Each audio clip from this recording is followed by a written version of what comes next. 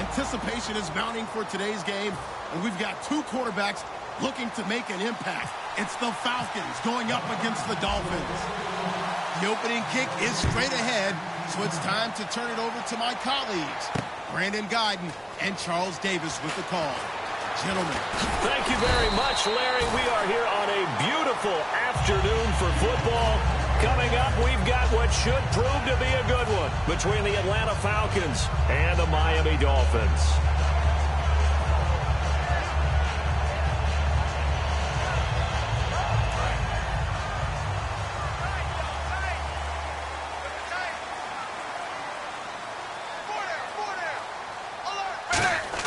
On first down, Tannehill. It's a short one here, complete to his tight end. 7 yards, the pickup on the pitch and catch. A good, safe pass there right off the bat. That's almost a rhythm play. That's what we like to call it. Get them into rhythm early, something safe, something they're confident about, something they feel good. And once that's completed, then you just keep moving from there because the confidence elevates.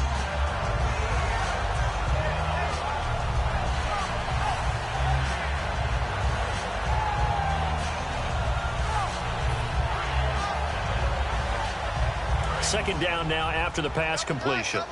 And on the outside, they're playing press coverage. The play clock's running down. On second down, here's Tannehill. And this is incomplete. His tight end, Jordan Cameron, the intended target. And it's third and short. A very capable offensive unit here. One of the headliners, Jordan Cameron. He's listed as a tight end, but he's at his best when he flexes away from the line of scrimmage and runs routes like a receiver. Tannehill on third down. It's a short one here, complete to the tight end.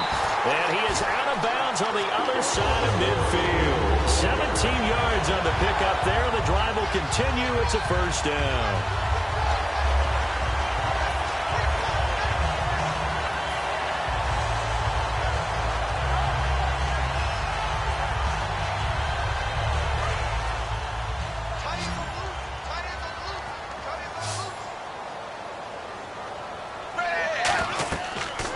Down, it's Tannehill. They set up the screen to Ajayi. Ajayi hit. He lost the football. A good convergence there defensively. Only a yard, and it's second down. Wow, that ball gets knocked free, but a teammate comes along and scoops it up. It's almost like baseball. Guys at bat, people are on base in scoring position. One guy doesn't get him home. The next guy comes through and picks him up. And avoids the turnover. Now it's the Boise State alum, Jay Ajayi. And he was able to shed the tackle, but the reserves come in for the stop. And here we go. We get to see the Falcons again on offense, a crew that last year scored 540 points, tied for 8th most all time. But my question is this, such a crushing Super Bowl loss in the offseason, does that set you back big time, or does that fuel and feed you momentum-wise going forward? It should fuel and feed you momentum-wise going forward, partner. That's exactly how it's supposed to react. And that's what you'll see in the Falcons locker room in the entire offseason. They'll talk about finishing, unfinished business, things of that nature. But we have seen where teams have not recovered from it. Remember the Rams? They got to a Super Bowl, got beat by the Patriots, didn't get back there again. The Broncos in 2013, #1 offense, #1 scoring offense. They didn't get back in 2014, but they did in 2015, so you can recover from it. For someone who piled up the yardage that Jay Ajayi did in 2016, I think it was a strange type of a year. How many runners do you know that will end a season with more 200-yard games on the ground than 100-yard games and end up over 1,000? Very, very strange. 3 200-yard games, just 1 100-yard game. All in all, though, how do you see a season? A rough start, but looked pretty good in the end. Rough start, but a really good offensive line that continues to grow. I think the future's really bright for Jay Ajayi and the Dolphins next season. So third down, and the Falcons going with a dime, 6 defensive backs. And he's going to drop this off to Williams, complete. It's a 9-yard gain, and it keeps the drive moving. And fits the exact right word. Over the middle, there's almost always traffic, so anytime you're a receiver in that area, you're not just focused on catching the football. You're wondering where the collision's going to come from, right? Because there's almost always someone there able to concentrate, catch it, and even added a little extra at the end with a short run. A nice run there, 9 yards, and it'll be second down. This drive is turning into an extended one, and the guy carrying the ball, he's becoming more like a body blows guy. Every carry is putting some damage on the defense. So after a while, I'm not too sure how many guys are going to want to run up and tackle him. They stay on the ground. Again, it's Ajayi.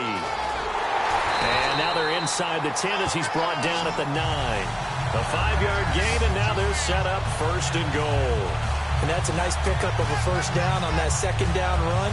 And at that yardage gained, they can run that play on any down. Long drive. The defense just cannot seem to catch a break and get off the field.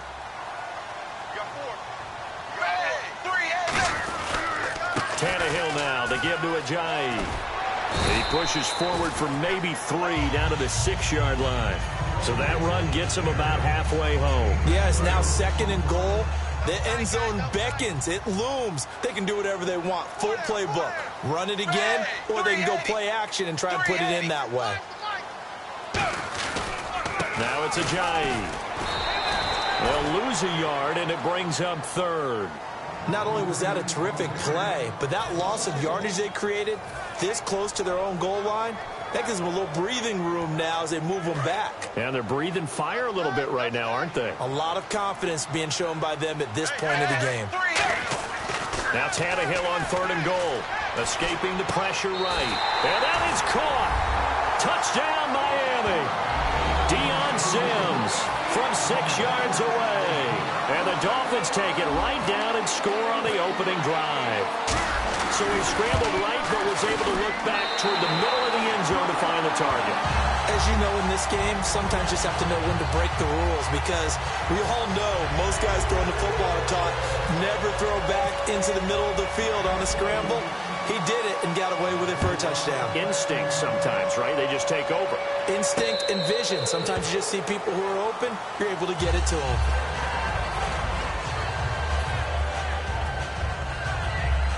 Just 1 tick to go, so this will obviously be the final play of this first quarter. They'll run for the first time with Devontae Freeman. Devontae Freeman, they're not going to get him. Touchdown, Falcons. Devontae Freeman, 75 yards. And the Falcons are an extra point away from tying the football game. And those are the highlight reel runs you dream of right there. When he gets a seam and just gets through it, how about the explosiveness, the burst to get there to begin with, and then once he's in full gallop, good luck trying to track him down. And those plays so demoralizing for the defense. Absolutely, because you've done so much work trying to keep people in front of you. When they're past you and behind you, that's a tough one to swallow. Shrugs the tackle. Nice. And he'll get it up to about the 26-yard line, just across the 25. And the Dolphins offense now ready to go back out on the field. And that recipe on their last drive that resulted in a touchdown looked pretty good, so they'll be hoping to do that once more.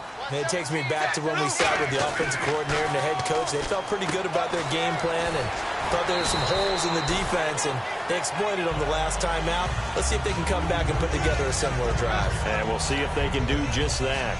When you execute a drag or a crossing route really well and give them a chance to let it develop a little bit, you can gain some significant yardage hitting your tight end on that one. Here's Ajayi. So a nice job to break the 1 tackle, but not much daylight after that as he's brought down. Vic Beasley able to make the tackle. Tough day, tough sledding right there, and it's been that way the entire game. Not a whole lot of room to ramble for him. Yeah, you're right. It's been that way all afternoon. Didn't get a whole lot better there.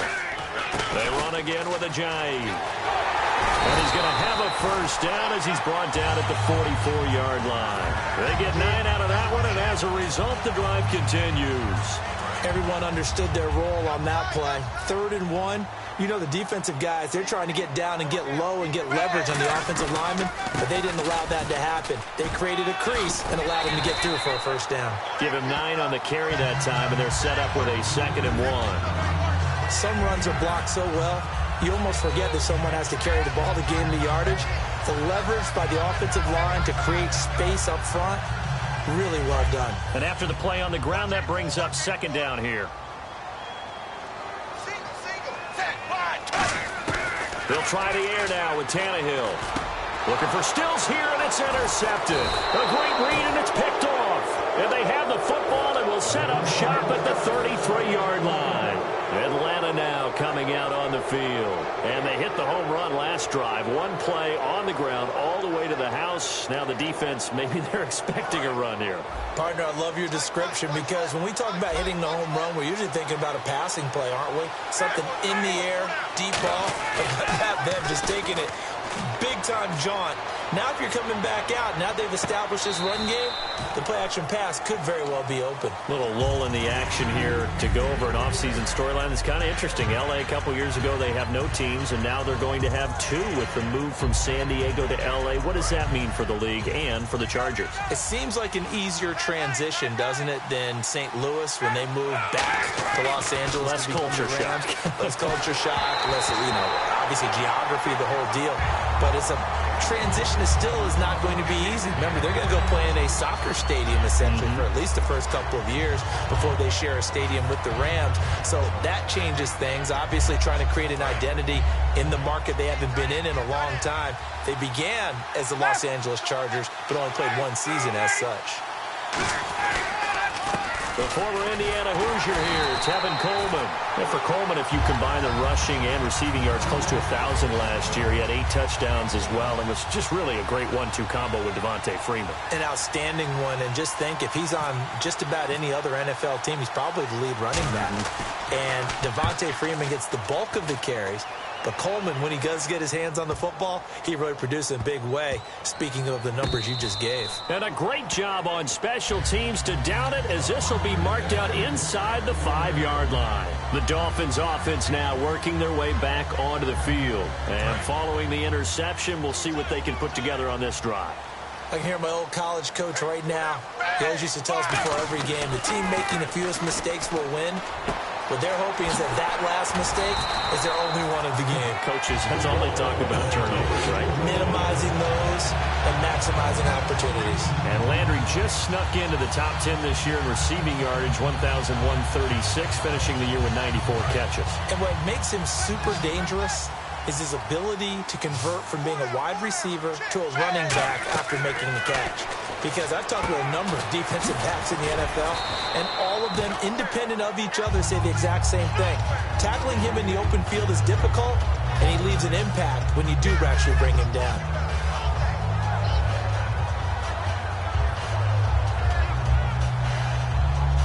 And now we're circling here around the 2-minute warning. This is a setup play, trying to get one last one in before the clock warning.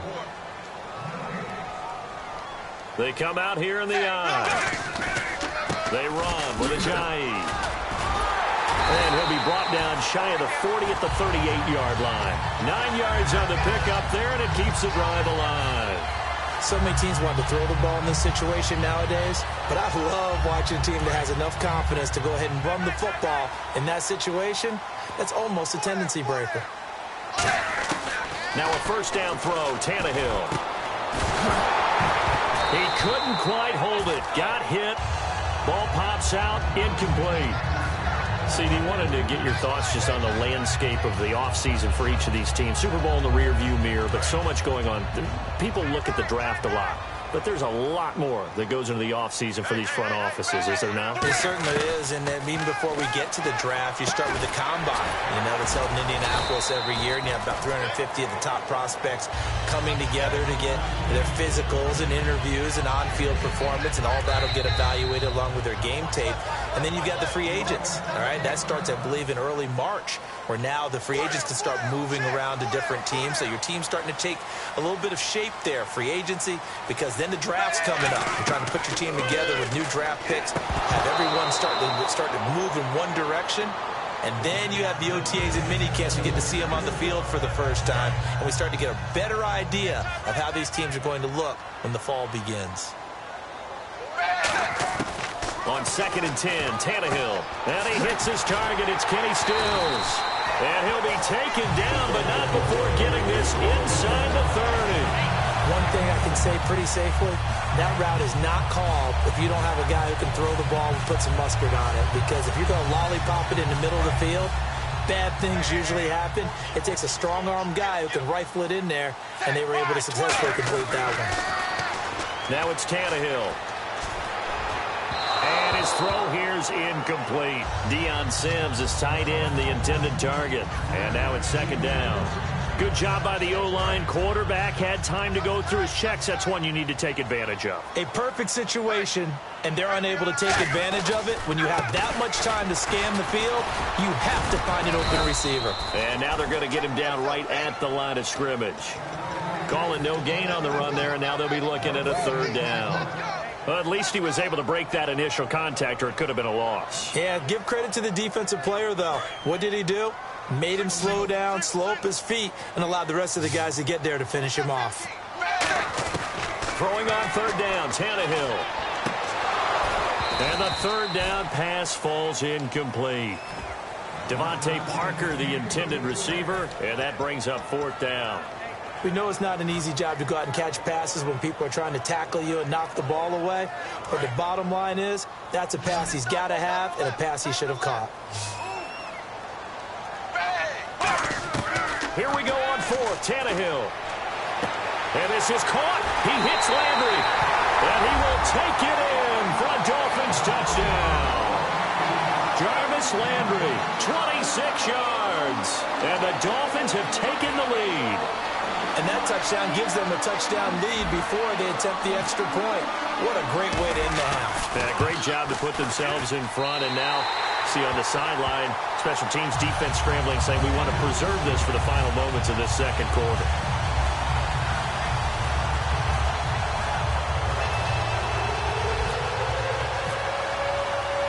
Frank's now on to kick it away after the touchdown. That'll be taken in the end zone. And a pretty good return here. He'll be stopped just shy of the 25 at the 24-yard line. So out come the Falcons now. And with time quickly fading here in the second quarter, not sure how aggressively, offensively they want to play this. I think we'll find out just how much they trust their guys in this situation. Now hold everything here. We're going to get a timeout by the offense. Over 1,400 yards last year for Jones. Just 6 touchdowns, but, you know, of course he had the big 300-yard game. However, when he was blanketed with coverage, he always opens things up for other guys, doesn't he? He does, and that's what's benefited Atlanta's offense. Other guys were able to step up. In 2016, Mohamed Sanu stepped up and had his best year as a pro. Austin Hooper, as a young tight end, really developed down the stretch. And Taylor Gabriel, who had come over as a free agent from Cleveland, he really flourished, actually led the team in touchdown catches. But there's only one Julio Jones, and you want to get the ball to him as much as possible. That'll be incomplete as the clock will stop with 14 seconds remaining. So many offenses want to include their running backs into their passing offense and be able to swing the ball out or check it down to them. But sometimes those guys are just not as comfortable catching the ball as they are running it. Ryan. Toward the sideline. Did he keep the feet in? Yes, he got them both down, says the side judge. And that's good enough for a first down. And that's how you pick up a first down. Not only does he make the catch, but has enough body control to get his feet down inbounds, toe tapping and dragging to make sure he gets it done. And he bats it away, and it falls down incomplete. He was looking for Mohamed Sanu there, and that'll bring up second down. I like the boldness, and I like that they took a shot downfield, but it was well covered, and he was able to get a hand in and knock it away.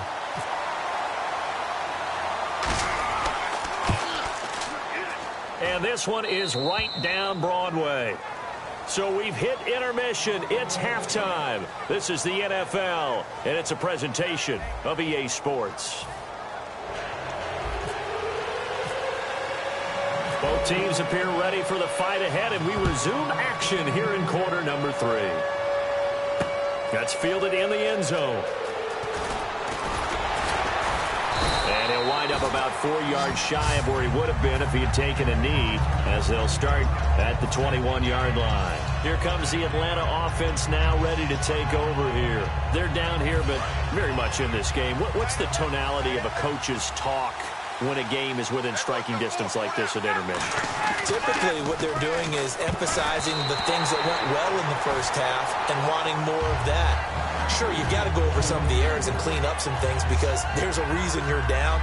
But overall, I think they want to stay positive, stay up with this team. We're just starting the second half, and we've got the football. Let's go ahead and punch it in, and then we'll take it from there. See how that recipe works. 2nd and 10 now. Ryan. An reception good for 7. It's 3rd down. He's a rookie, and you don't want to get hung up on the word potential. But when you see him make catches like that, you keep thinking to yourself, he's good now. He's got a chance to be great with plenty of work. On 3rd down, Devontae Freeman.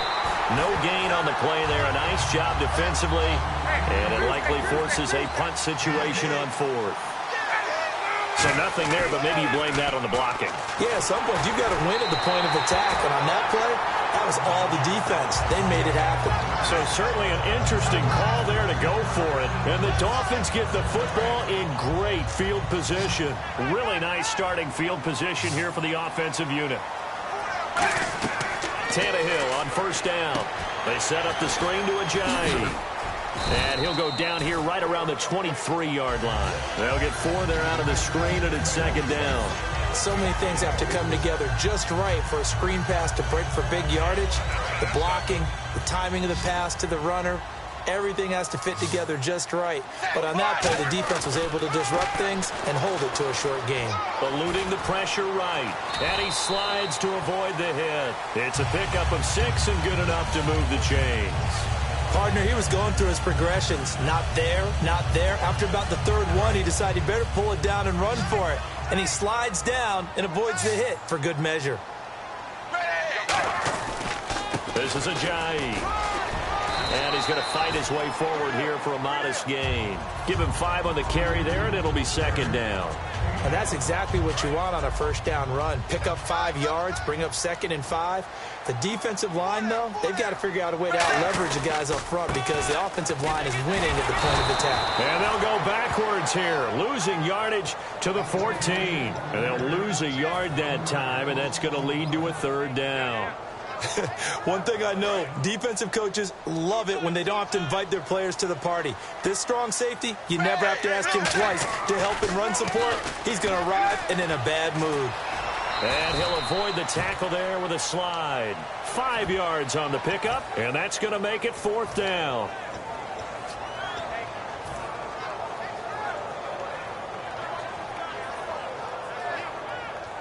And no move to get the offense off the field. They'll stay put on 4th and 1.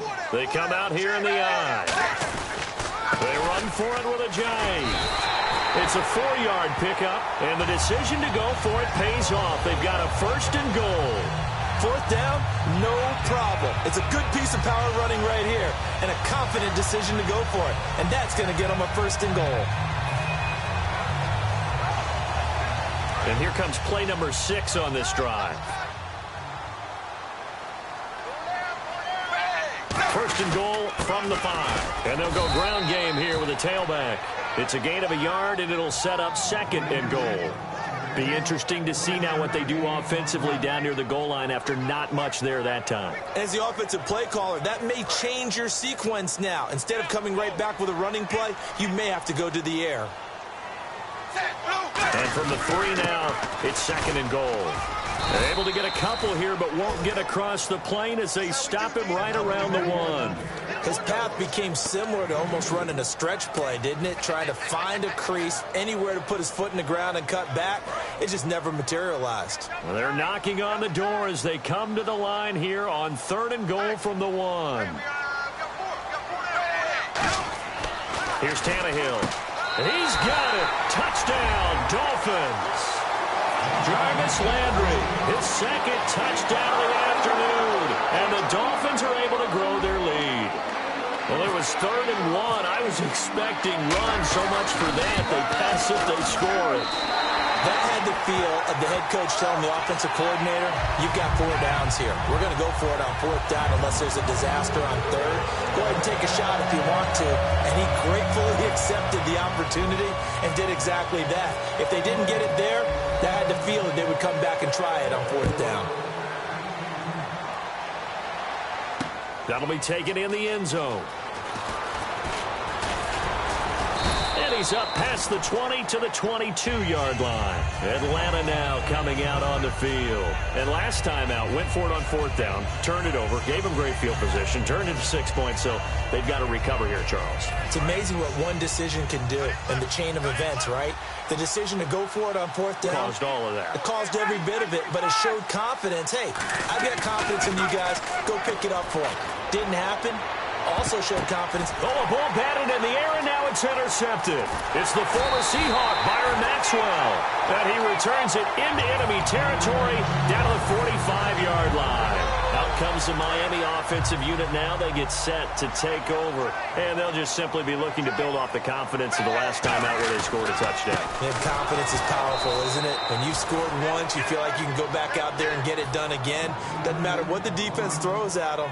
They feel like they're in a groove right now, and they want to get out there and show it. Yeah, hoping to stay in that groove here this go-around.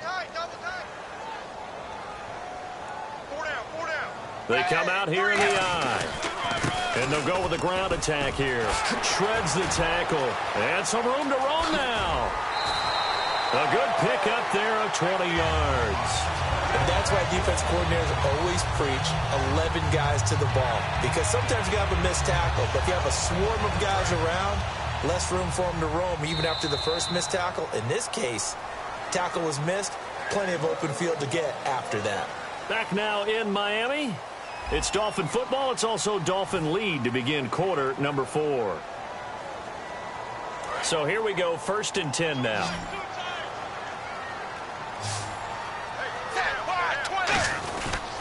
They'll give it to him right up the gut. Another stiff arm. Boy, that's effective, isn't it? And he's brought down after a good game. And they get 28 yards on that one. And the Dolphins are going to be set up with a 1st and goal. So after that big play, let's see if they can catch their defense maybe on their heels.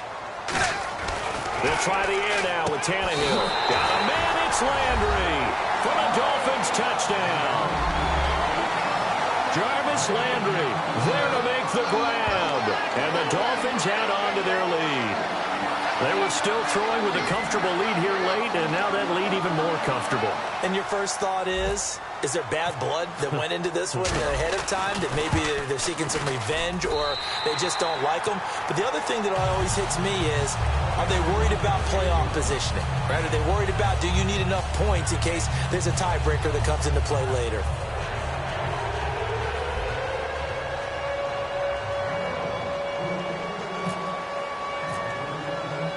Frank's now on to kick it away after the touchdown. That's fielded in the end zone. They'll bring it back to just about the 25, call it the 24-yard line.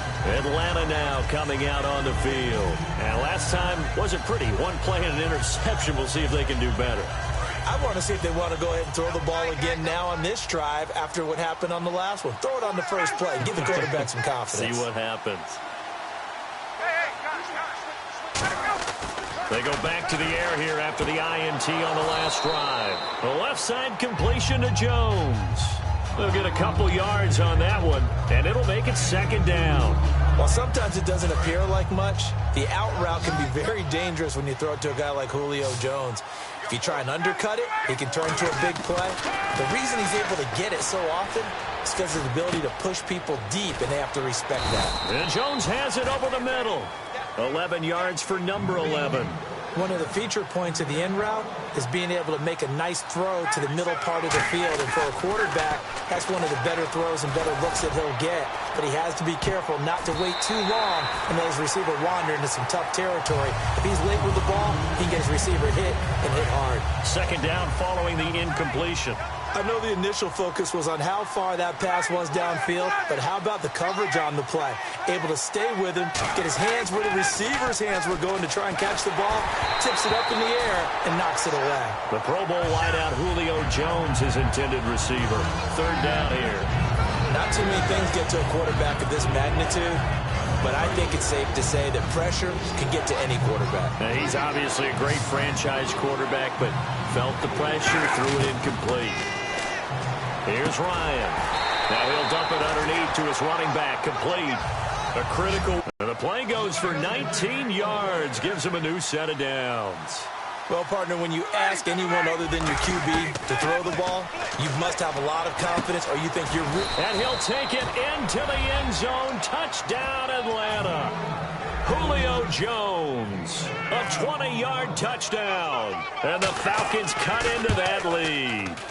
As a former DB, you might not like to see that, but from a wide receiver's perspective, those are the plays they dream of. Correct on both counts, all right? Because once he took off, I mean, let's face it, that should have been done in Big Sky country. Aren't any speed limits out there? And off he went. Glad I wasn't the one trying to chase him. Now after the touchdown, it's Bosher to kick it away. Fielded about a yard deep.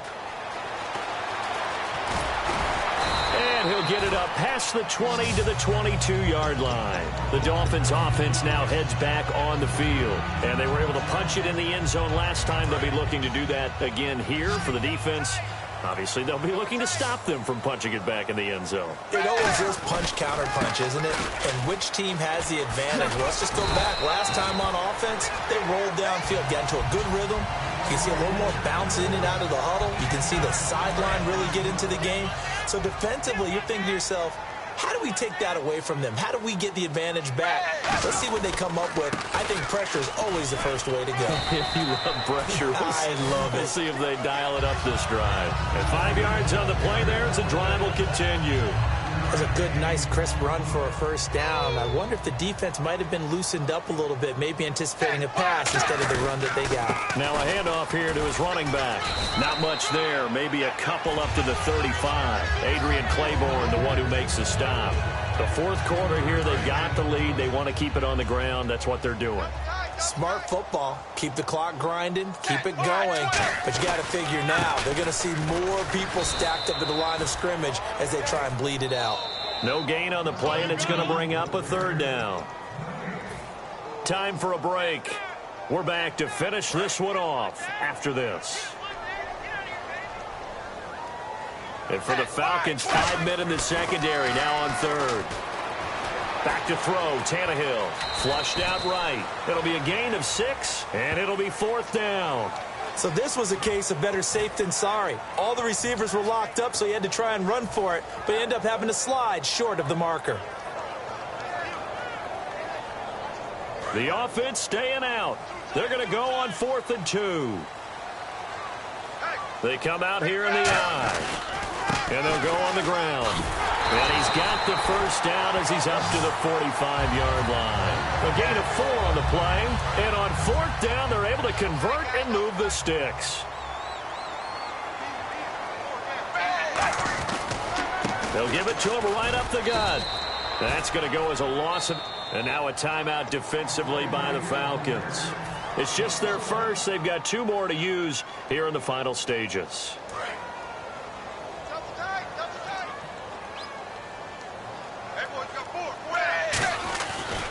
Now a handoff looking right. He lost 2. And the Falcons going to use another timeout. That'll leave them with just 1 remaining in this 4th quarter of play. Partner, I think there's a lesson there. Some days you're just having a really tough time, and for the defense, today has been that day. But after that play, what do you learn? You can still make plays even when the other guy's having success against you.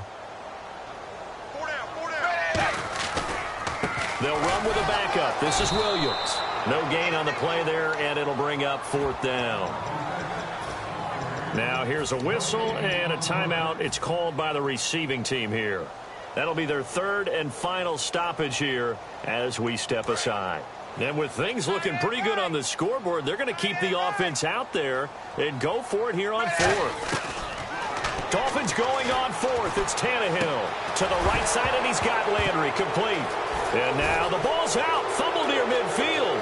And he's free going down the left side. It's a foot race. And this is going to be brought back. It's a scoop and score for the Falcon TD. So a big play coming for the Falcons as they'll go for 2.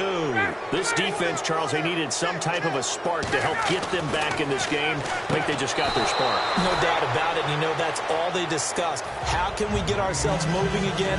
How can we get our team going? This definitely qualifies. So with exactly a minute to play, here comes a critical onside kick. And this one travels out of bounds, so unsuccessful there on the onside kick try.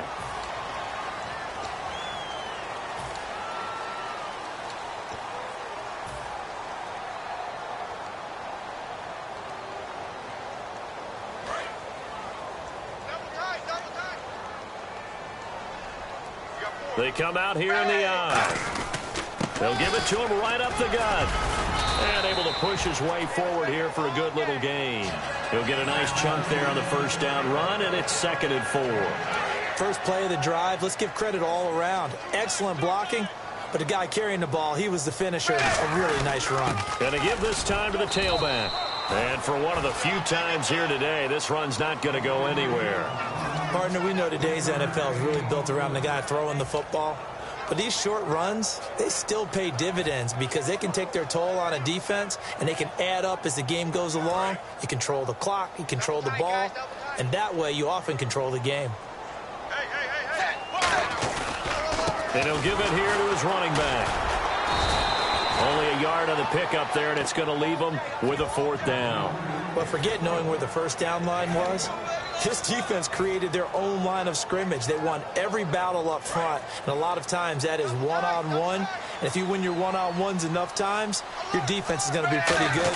They had more people to the football and snuffed out the play. And he will have a first down as they get him to the ground at the 37.